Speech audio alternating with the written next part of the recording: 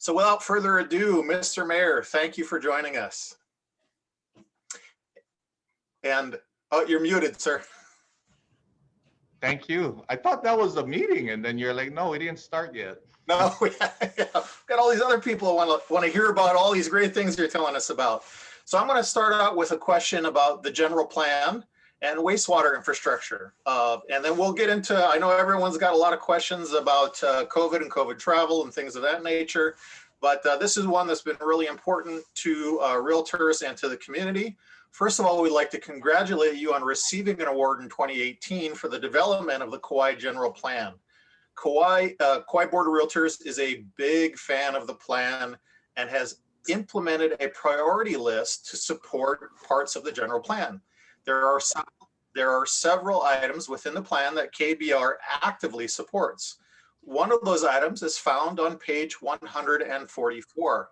The focus on that page is to have a regional wastewater treatment solution plan implemented for the South Shore and for Kilauea.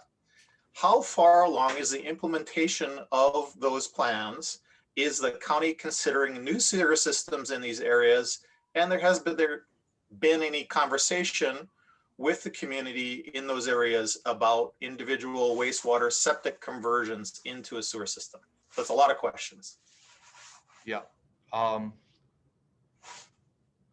So thank you. Let's touch upon wastewater systems. So for the South Shore, there is works in progress for that private wastewater system to get online. That's going to increase capacity in that Koloa area. So from what I understand, the capacity that it's going to add will allow, I believe, some of the properties to start bringing ADUs online in that general area. As far as a county paid for sewer system, it's going to be a challenge primarily because of required resources, basically money, that it takes to build these systems out. Kilauea is an area that we have looked at, but feasibly, it's not anything that we're going to attain anytime soon. As far as from cesspool to septic conversion, one of the things that we were kind of playing around with is sort of like an on-bill financing, where instead of a property owner having to foot the upfront costs, that it be able to be spread out over a longer period of time.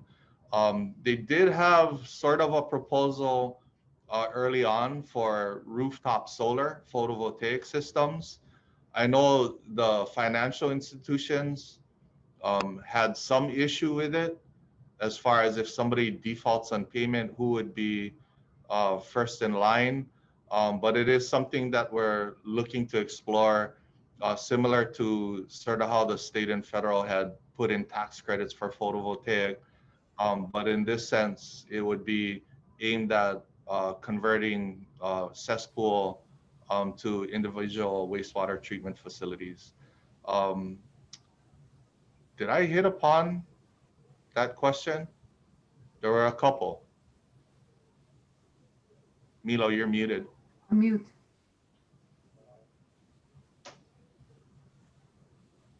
You're still muted. Milo, you're muted. After doing this for almost a year, you think I'd get this down, but still forget to unmute myself. So yeah, I think you hit on it. So private development of a wastewater system in the South Shore, exploring Kilauea, there's some cost issues, and then looking at financing cesspool conversions so that people can afford to do it over and finance it into their bills somehow. That's great. Thank you very much. So prior to coming on board, we were talking a little bit about vaccination. And so I'll get to a question that I had a little further down, but I'll bring it up earlier. Recently, the Lieutenant Governor proposed a travel program that will allow vaccinated individuals to travel inter-island and eventually trans-Pacific without needing to participate in the current testing program that is required as part of the state Safe Travels program. What are your thoughts, concerns, and ideas about a vaccine passport travel system? So we like that idea. I'll tell you why. There were flaws with the single pre-travel test, and we had responded to those flaws, but we've always banked on vaccine distribution as being sort of like the bigger picture. And I think what a lot of people didn't realize is uh, the whole world is looking for vaccination, right? That's sort of like what has been proposed as the key to getting back to as close to normal as we can. But when you're thinking operationally and prioritization, the the reason why Kauai's vaccine pods and clinics are running sort of ahead of the state, and we don't publicize that because we don't want to be a victim of our own success, right? Like the nail that sticks up is the one that's going to get pounded down. And real early on, when we were deploying vaccine, there are rumblings from other islands as to, oh, why is Kauai already vaccinating this classification? We got to catch up. So there was like a move to almost shift our vaccine supply to other areas so that people could catch up. And I was like, no, we made a conscious decision that we were going to have our priority on vaccine deployment. The same people that have to tend to patients that end up in a hospital or in Department of Health, the folks that gotta do contact tracing investigation are the same people that are deploying vaccines in our community. So I said, hey, Kauai made sacrifices so that we could run our vaccine program and get people vaccinated. So you cannot penalize us for making it a priority. And so like teachers already got their second shots this week, and we're close to getting to that 1C category, and we just need shots to come to us so we can get it out. But we, right off the bat, we were gearing for vaccines to be a part of travel. And what's even more relieving is that CDC announced yesterday that folks that have taken their 2 doses of either Moderna or Pfizer, and I'm not sure if it's that 2-week waiting period or not, but they should not have to quarantine because they're less likely to spread the disease, right? So that's what people um, hadn't gotten communicated, is that we're concerned with people getting sick, but understanding that a lot of them handle it quite well. We're more concerned about them spreading it. And because people that have gotten their vaccines are less likely to have severe symptoms, and more so, and more importantly, in my opinion, less likely to spread it, um, they're far less at risk. So why quarantine them? So we like the idea. When Lieutenant Governor had mentioned it, I got on the phone real quick and texted him to say, hey, just to let you know, like, we don't agree on everything, but this is something that we're banking on. So when CDC does make a recommendation, we're hoping the governor and the Department of Health can respond quickly, because it's at times the state has been very slow to make a decision. So I hope that addresses that. Yeah, I find that really exciting, and I was excited to hear that before we got started. Do you have any idea on time frame? I know that the governor has been talking about changing some of his emergency proclamations. I know they're going to extend the eviction moratorium for another 60 days, and Yeah. typically he does some other things with that. Do you have any idea, any indication from the governor about time frame on a kind of a vaccine travel program? So I will tell you that we all have our strengths and weaknesses. Communication has not been the governor's biggest strength. Sometimes we learn about things on the 6 o'clock news, but um, I know that our attorneys and the AG's office have been communicating regularly. So after this meeting, I'm gonna go ping the county attorney's office, because It's those two agencies that work together on these emergency proclamations that the governor drops down.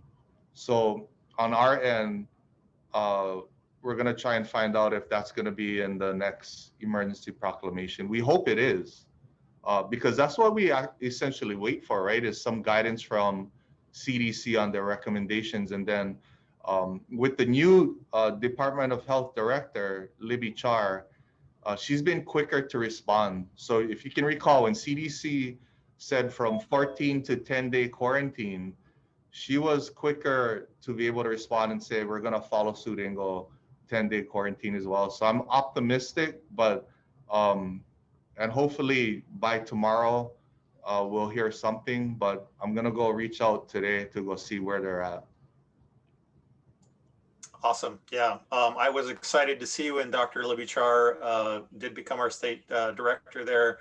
I had worked with her when I was working part-time in the ambulance. She was our emergency medical director, and for the fire department when I was on with the fire department. And I know she's an action-oriented person, so very exciting to see. She's okay. Fantastic. Yeah, she's awesome. So next question. Now this one is kind of been put to bed, but what are your thoughts on House Bill 76 and Senate Bill 187, which would potentially phase out non-conforming use permits and conforming use permits for TVRs? Will this impact resort properties, properties in the VDA, and the non-conforming use properties that are permitted?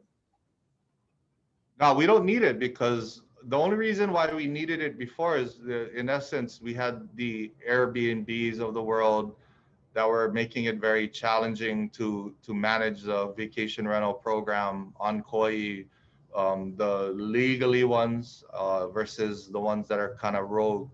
But since then, these third-party platforms, and Kauai again, right, was sort of pioneers that we were able to sign off an agreement and a memorandum of understanding that they were gonna start working within our system to make sure they were selling units that were legally able to operate. So because they've been doing well and they've been going, in my eyes, have been upholding their end of the bargain, it's like bills that are moot.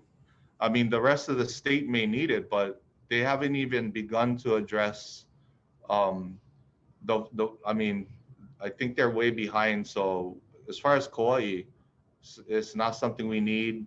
We made it clear to Rep Nakamura that it's something we don't need. Great. Yeah, and it did. I think it did die in those committees, or it's been tabled for now. And I do want to congratulate you for setting up that MOU with Airbnb. I think that's a fantastic step forward. As licensed agents, all the members here at KBR support legal vacation rentals, and we oppose these unpermitted people who make the industry look bad in general. So we're very supportive of those actions. Thank you for doing that. Yeah. Let's look at our next question. Okay, the movers and shakas.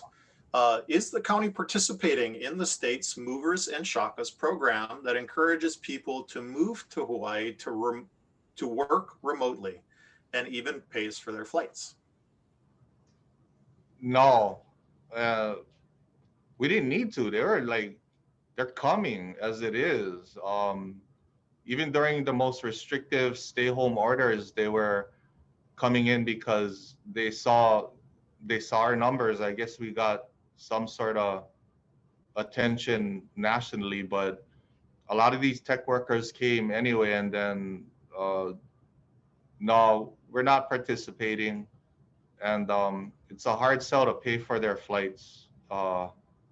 Yeah, I mean, I don't know where you guys are with it, but it seems like they're coming anyway on their own. Yeah, I agree with you. I think there's a lot of people, and certainly in property management, I've been seeing a lot of applications coming from tech work in the West Coast, coming out here to do 1-year lease agreements, and I'm hearing from other agents that they're coming out to buy properties as well. I'd love to see if we can tap into their knowledge to improve our economy here in Kauai and some of our tech implementation. That'd be wonderful to, if they're going to be here, well, let's tap into some of their knowledge. Let's see, next question. I'm going to move back to a question about the general plan and kind of give you a floor to talk about your ideas and goals. What areas in the general plan do you see the county implementing over the next 2 years? Yeah, you know, we've already begun to take steps. One, the West Kauai Regional Plan has been completed. More so, we're already creating policy changes with the council, like a slew of them that deal with the revitalization of our urban cores, and that deals with lot coverage, reducing driveway requirements, allowing kitchens in guest homes. As far as resiliency and sea level rise, we're looking at an island-wide resiliency plan so that like if there's one thing that we should all be aware of with the recent floods, storms, and everything else that's been thrown our way is that having an island-wide resiliency plan that's formalized so that people can understand future growth and how we're trying to mitigate the impacts of Mother Nature. They have a clear course of direction as to how to grow moving forward, and that deals with coastal erosion. We've got our Office of Economic Development fully deployed as far as sending out teams to address where in the general plan we should be focusing. So we hired an ag specialist. It was a position that was removed. I think we all are cognizant of the importance of having some robust form of local ag in food production and other production as well on islands. So that has been sent out. The visitor industry team within OED is taking a look at not only the general plan, but we are the first in the state to come out with our visitor destination management plan in coordination with Kauai Visitors Bureau. So they are looking at both plans to formulate long-term strategies on how we can have a healthy, vibrant visitor industry that doesn't erode away at the quality of life for people that have to live here and create some sort of balance. And even in the small business team, as far as economic diversification, we're really focused on high technology, getting our IT infrastructure up to par so that we can start deploying 21st century jobs that are much needed and that this pandemic has sort of brought an even bigger awareness to. So those are some of the points that we jotted down. But basically, what we're doing differently is we're not just shelving the general plan, which has happened in the past. They spend a lot of money to create a plan, but then they don't operationalize it within the department. So we really took this general plan and said, this is the blueprint. This is something that was community driven, the amount of community meetings that we had. And so we're gonna base our operation around making sure that we hit these benchmarks and then change the operation to make sure that we can actually deploy strategies, starting with some of those low-hanging fruit that I talked about within the next 2 years. Yeah, great. You guys have been doing a wonderful job in, I think allowing the kitchens in the guest cottages is a big move forward to basically grant those for long-term residency, increases some density there, the ARUs, the ADUs, working with the water department to see how much water we have available in Lihui, where we really want to see the development and increasing that density. Been some great movement forward on that, and really exciting to see the county taking action on Yeah, that. you know, I too, Milo, real fast, I want to add on. I know you guys want to run through it, but what we made a concerted effort on is not politicizing the housing issue. And I say that because what's happening with housing is you have a lot of well-intended, um, sounds great on paper policy that doesn't pan out to getting actual units built, which is the overachieving goal that we're trying to seek. And that deals with inclusionary zoning. So coming in, I said we're gonna take some hits because it sounds great to say that developers are going to have to provide this percentage of housing. um, we've taken approach to slowly do away with the inclusionary zoning. Like I realize now, I ain't gonna be able to just pull it out overnight. It's a gradual process, and instead we're shifting towards creating incentives where we start identifying what we feel is the state and the county's biggest asset, which is underutilized land and infrastructure, and cutting down on the cost of goods sold and working with developers to say, look, we're helping to mitigate the cost of land and infrastructure. So we're trying to drive the cost down to make the good that's being sold actually cheaper and more affordable to the consumer as well. And then also realizing that it's just an inventory issue on island. So we're going to focus on those brackets that are left behind. But the way that housing works is the more inventory you get on hand, the easier it is for people to buy these units that people kind of walk up the ladder on. Yeah, yeah, that's an important thing. In January, I don't know if you saw our January median home sales price numbers. I think for the first time in history on Kauai, now our numbers are kind of small and a few sales can skew our statistics, but for the first time in Kauai history, our median home sales price was over $1 million. And Paul Roy produced a really great slideshow that I sent forward. And it shows that it's in part or mostly driven by demand remaining relatively flat, but supply declining severely over the last 15 years. So it's all about supply. So here's a question. I know this isn't your area. This is a state related question.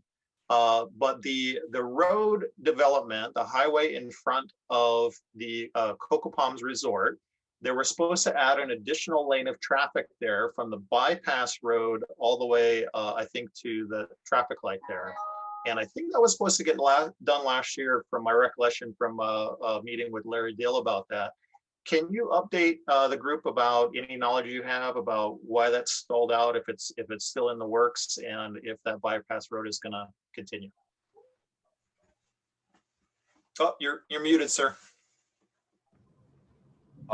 No, I've got to go call. I'll go call Ed Sniffen and Larry from DOT to get an update. I know that that highway should have happened a long time ago. It ran into some problems though. They ran into burials, so I understand, but I'll go check and see where that is as far as the scheduling. Yeah, I had heard, and maybe you have more official information than I do, but I had heard that it had been delayed due to burials that they had found when they were doing the survey for the road expansion in front of Cocoa Palms. That's what happened originally, right? But I think they were supposed to have addressed that. That happened like before I got to the legislature. And so what happened was they moved that money to add the lane by the Lihui Mill Road, right? So that road got fixed because they're gonna lose that funding. So instead of losing it back to the DOT fund, the highway fund, and have it go to another island, they just moved it here. But I thought the burial issue was supposed to have been addressed unless they ran into more burials. But hey, if you're building a highway along a beach,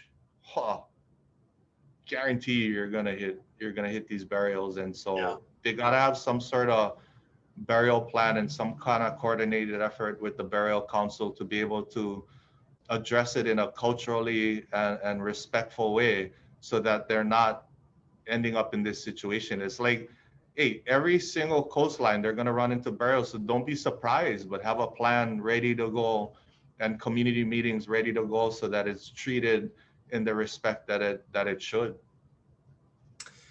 Yeah, that's a challenging subject that has been discussed at great length, and I think is probably for another forum. but a very challenging subject indeed. So I'm looking at some of my other questions, and I'm astonished we're getting through more than I expected. I kind of picked out my top 5 questions there, so thank you. Let me look at this. Oh, so I guess here's a question. This has to do with the non-conforming use TVR permits. And I think there's some concern. Greg, if you could mute your mic, please. Please. Thank you. If the quarantine situation continues and TVR homeowners are not allowed to rent their properties as TVRs, will they lose their non-conforming use permit? I think one of the requirements to renew that permit is that you have to show revenue as a transient vacation rental unit, or will that be automatically extended?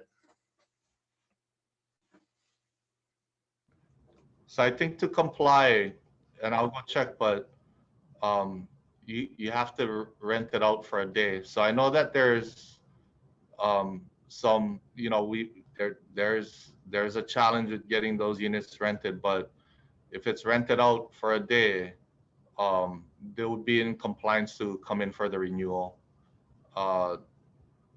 So that's where that's at.